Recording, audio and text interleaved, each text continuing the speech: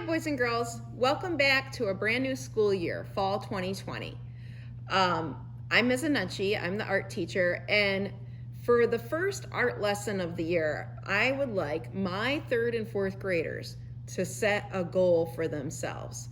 We're going to be making a poster about our goal. Sometimes when I'm in a class, we talk about setting an intention at the beginning of the class, and so you think about what it is that you're going to be working on. So I want you to think about what kind of positive action can you take that will help you get through the year. You might notice that my example says, I am focused. A lot of the teachers are really working on keeping everything organized and managed. We're not all together like we would like to be in the same room where I can focus in on you and what you're doing. So I have to really be aware of my focus and not let myself get too distracted when you're working in front of the computer and working remotely. I know it's hard to think of some of these things. I made a list of some things that might be suggestions that I'll include in the lesson, and you could work on your focus, of course, like I am. Maybe you want to show a lot of drive and initiative this year. That means that you have a lot of willingness to get yourself started. You don't have to be prodded as much by your teachers or by mom and dad. You could be curious. You could be somebody who is interested in things and wants to find out more.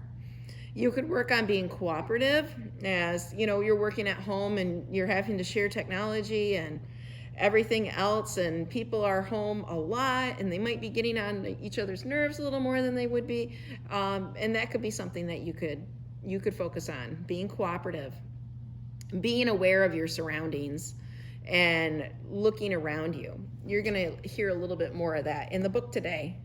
You can work on your patience. It's hard to remain patient. We've been home for a long time, but being patient is always a good quality. You could be helpful, you could be kind. Maybe you want to become more active. You know, we have to really work harder to keep our bodies moving, and we don't have as much going on like we're used to. So that could definitely be something that you focus on this year. I mean, there's lots and lots and lots of words. And if you happen to be in a Zoom meeting while you're viewing this video, you can put them in the chat if you like.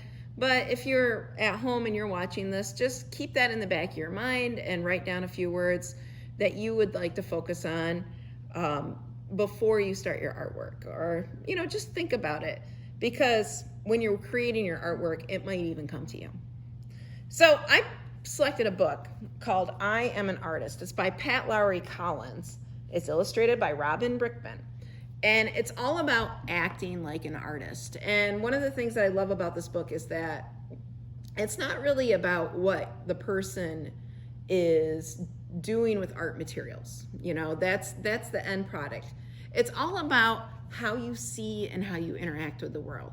So I'd like to read you this book, and then you're going to be needing the materials that are in the list when we start our lesson. So in a few minutes, I'll go over that. But first, let's listen to the story, shall we? I am an artist.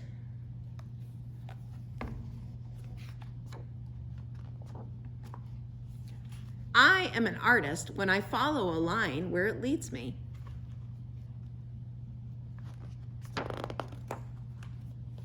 I am an artist when I find a face in a cloud, or watch the lights change the shape of a hill. Maybe you looked at some clouds this summer, saw some shapes in the cloud. Maybe not a face or a horse. You could have seen so many different things. I am an artist when I discover shadows made by the moon, or trace patterns in the sand, or when I name the colors inside a shell.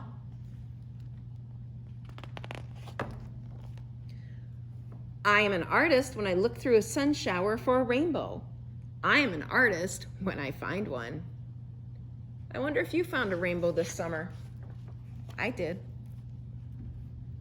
I am an artist when I notice that the sea or the lake is a mirror for the sky, and when I make something from the things that I collect. Artists often love making collections. I am an artist when I shoot water loops in the air with a hose or discover pictures in drops of rain. I am an artist when I cut an apple open to see the star inside, or when I watch sunlight turn dust to glitter. I am an artist when I crunch through crusted snow and stop to gather winter's hush all around me.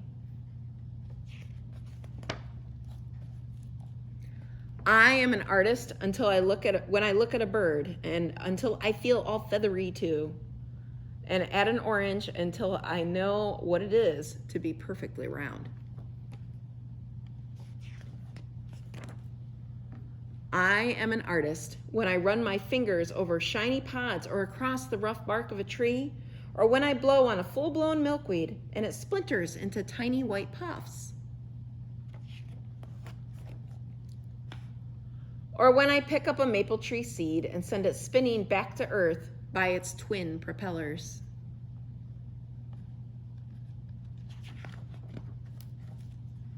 I am an artist when I see the sun come up with a soft haze and go down in a fiery blaze. I am an artist when I wait for a star to streak through the night sky, or when I sit very still in the woods and listen. I am an artist when I look closely at the world around me. And whenever you listen and search and see, you are an artist too. So I hope you enjoyed that story. So once you think of your intention, and maybe you don't have it yet, and that's okay, you can start creating the poster. I want to show you how we're going to do it. The things that you're going to need, you're not going to need too many things. You're going to need a sheet of paper. White paper is best. If you have lined paper, that's fine too, but the white paper is great. I'm going to be sending home some things when we are able to. Mrs. C and I have been collaborating on getting supply bundles for you with just a few things, and I'll include some white paper in there. Things that you will have around the house for sure is I want you to find 2 circle-shaped cups or lids. One is going to be about the size of a drinking glass. This is a pencil cup. And then the other one needs to be a little bit smaller. So find something that's a little bit smaller, even if it's like a roll of tape like this. You have to be able to trace it. So obviously a marker end won't work, but something about this size. And then what you need to do is, using your paper, you're going to leave a space in the middle for your goal that you're going to set this year. And then you're just going to trace circles that overlap around the edges of the paper. Use a pencil first. So when you make your circles, you're not placing the glass all the way into the paper like so, but I want you to let it run off the edge a little bit. So start in a corner and take your pencil, hold it right up against the circle, and just trace right around it. And you can make it go all the way around. You know what? I lied a little bit. You can actually go into the paper a little bit, depending on the size of your cup. But even if you go into the paper a little bit, make sure the edge of the paper, or the edge of the cup, I mean, is actually touching it, because you want to leave space inside for the goal, for the intention. I am blank. I don't know. I don't know what you're going to say. Hopefully something wonderful. Okay, so what I did, if you can see that, I traced the circles with pencil overlapping, so each one of them is overlapping just a little bit. And then I'm going to take my smaller circle and add some of those in. Now the smaller circle, it can go into the page a little bit because, you know, it fits better, right? Just go around like that. Here and here, until you have plenty of overlapping circles, and go all the way around the edge of the page. Now when that's done, I want you to take your pen And I want you to just do it again. You can hold the cup there. When you're tracing with the pen, make sure you hold it not laying down flat against the paper, but nice and high, and you're just gonna trace over the lines. You can use the cup to trace over the lines, or you can just follow the line with your pen.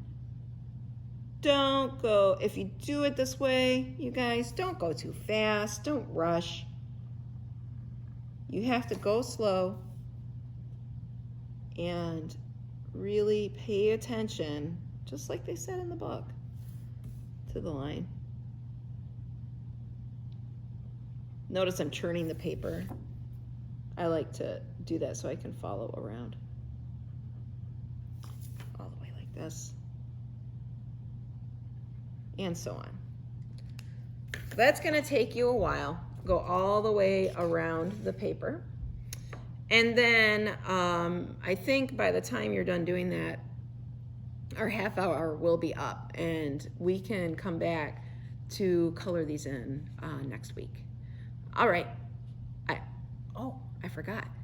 Of course, when you're done, you can beautifully write, I am, and then your intention goes underneath.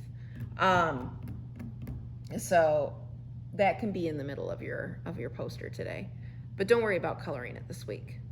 Okay, that's it for now. I'll see you next time, and I hope you have a wonderful time setting your intention and making art.